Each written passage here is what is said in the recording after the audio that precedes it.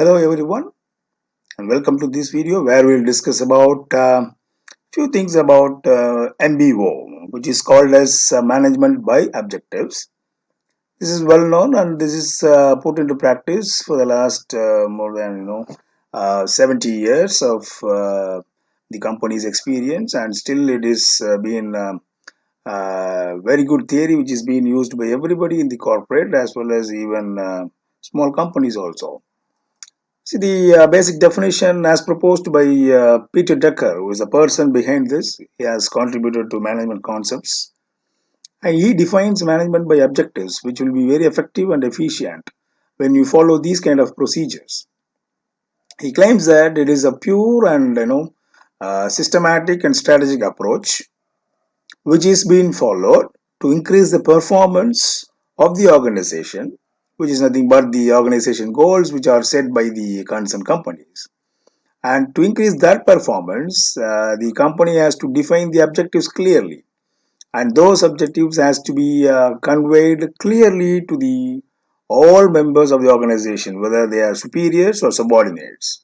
So if these objectives are clearly defined and the superiors and subordinates are going to follow this actually, and as per the systematic and strategic approach, it is been confirmed that the achievement of objective will be easy and efficient.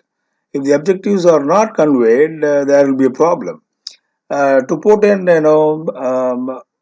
clear explanation, let us understand this in this way. It is a process what I told you earlier. See, organization always fix goals, and those goals will be for long term. It is not for 1 month or 2 months. It will be for 5 years or 10 years. That is goal which is nothing but a long term vision what they want to achieve, long term goals.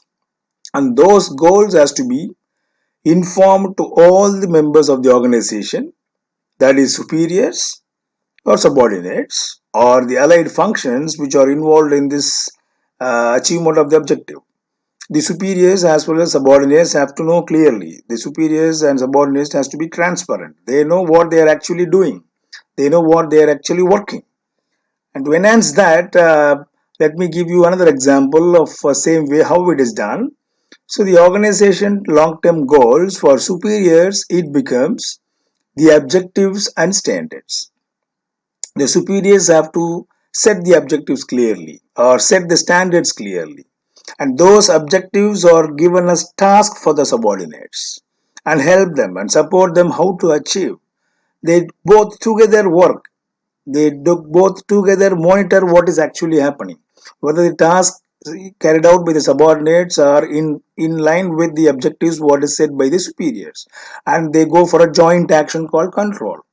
The control says that whether the task done by the employees are clearly going along with the objectives what it has been set.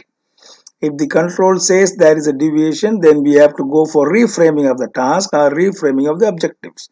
So both these things is done within the premises of the long-term goals. So the goals are very clear. The goals are achievable. That is the way it has been set by the organization, the topmost people of the organization. And in order to achieve those goals, the objectives are set.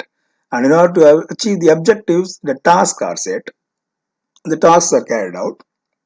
And these objectives and tasks both together, you have a controlling mechanism. You understand whether the tasks are achieving the objectives or not.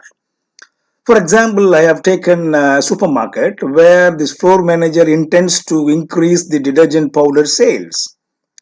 Let us assume that this is objective. Long-term goal would be the organization as a supermarket. They want to go for more sales of all types of products what they sell.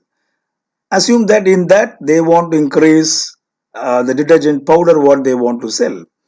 The floor manager gives an objective that you have to sell 100 units of 1 kg pack of ABC brand. That is the objective for this month. How we will do? The objectives are given to the counter executives who follow push strategies. Counter executive talks to the customers. They try to convince the customers. On the other hand, the company ABC may have some awareness of promotional schemes or some offers. They may have they may have given some pamphlets or leaflets, whatever, something, to promote the sales. So the push is given by the company as well as the supermarket, and those things are enabled by the counter executive. The counter executive try to push the brand to the customers to achieve the objective of selling 101 kg packs of ABC for this month, 1 month target. So again, the joint action is happening here. The floor manager and the counter executive try to discuss about how many has been sold till now, what best we can do, whether are we going towards selling the objective, or are we going towards the achievement of the objective called selling 100 units, whether it is going on par or not. So this kind of joint action or participatory approach made by both the superior and subordinate. Here the floor manager is a superior and the counter executive is a subordinate. So these two members of the organization has to coordinate. They have to cooperate. They have to participate in order to achieve the objective. If this happens, if this is happening, the objective of increasing the detergent section sales will go up. That is a simple ideology as proposed by the Peter Drucker under the concept of MBO, management by objectives. You take every individual objective and set the target and set the task. For every individual objective, the target has to be set. The task has to be designed. The task has to be allotted to the concerned people who are working on that objective. And the joint action and the participatory approach will definitely yield the result. And that is the theory propounded by the Peter Drucker called MBO. So in order to sum up, in order to achieve the objectives or goals of the organization, here the summary of MBO. So what the crux of it? You set the organization goals which is achievable, which are realistic, and those goals become a superior's objectives. The superior objectives, they divide the objectives into different tasks for the members of the subordinates, and that becomes individual task. And the both superiors and the individual, employee or subordinate, whatever you call, work together and monitor the results, whether they can able to achieve the results or not. In the evaluation section, you can understand where the results are, or the results leading to the organization goals, or the results leading to the organizational objectives, whatever you call.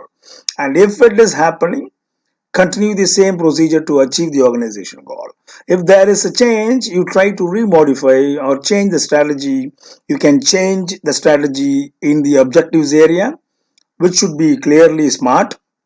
I'll tell you in the next video what SMART is all about. And the task which is really achievable, it should be practically feasible.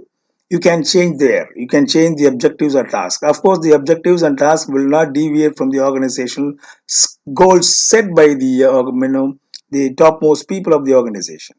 So this is the procedure what Peter Drucker always emphasized. The theory holds good for the last since 1954. Even now we follow it.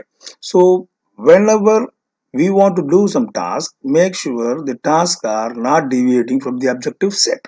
So whenever we are framing some objectives, make sure the objectives are not deviating from the goals.